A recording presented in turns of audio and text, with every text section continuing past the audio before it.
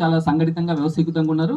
వాళ్ళ తర్వాత వాళ్ళు రొటేషన్ అవన్నీ కూడా చాలా బాగా చేసుకుంటున్నారు అనే నమ్మకం వాళ్ళకి మనం కల్పిస్తే అప్పుడు ఏమవుతుందంటే బ్యాంక్ మనకు కాన్సెంట్ ఇస్తుంది. అప్పుడు బ్యాంక్ కాన్సెంట్ ఇచ్చినప్పుడు పిఎంఈజీపీ అయినా వస్తుంది, లోన్ అయినా వస్తుంది, ఏదైనా వస్తుంది.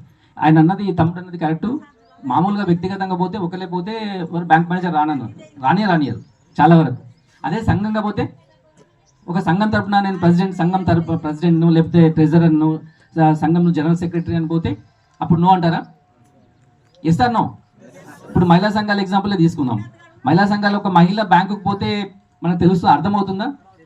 అదే ఒక సంఘంగా మనం తయారైన తర్వాత ఇప్పుడు మనకు ఎంత శక్తి వచ్చింది? Yes or no? మీరు చెప్పండి తల్లి.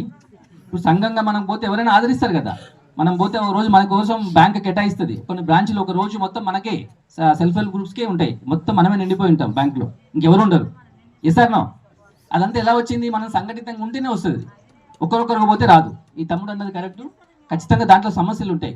దాన్ని పూర్తి స్థాయిలో మనం అవగాహన చేసుకొని సంఘటితంగా తయారయ్యి తర్వాత వాళ్ళ సహకారాన్ని తీసుకుంటే బ్యాంక్ మేనేజర్తో మాట్లాడితే వాళ్ళు తప్పకుండా మనం సహకరిస్తారు. పొంగనే మనం సహకరించకపోవచ్చు. ఒకసారి 2 సార్లు మనం పోయి స్థిరంగా మన కాన్ఫిడెన్స్ చూపించాలి, వాళ్ళకి నమ్మకం కలిగించాలి. వాళ్ళకి కలిగించినప్పుడు వస్తుంది. ఇంకోటి నేను గమనించింది ఏంటంటే ఏ గ్రామాలు అయితే పాడి పంట రెండు కలిసి ఉంటాయో, ఏ కుటుంబాలైనా వ్యక్తి అయినా పాడి పంటను రెండు నమ్ముకున్న వ్యక్తి బాగుంటాడు, పాడి పంటను రెండింటిని నమ్ముకున్నటువంటి కుటుంబం బాగుంటుంది.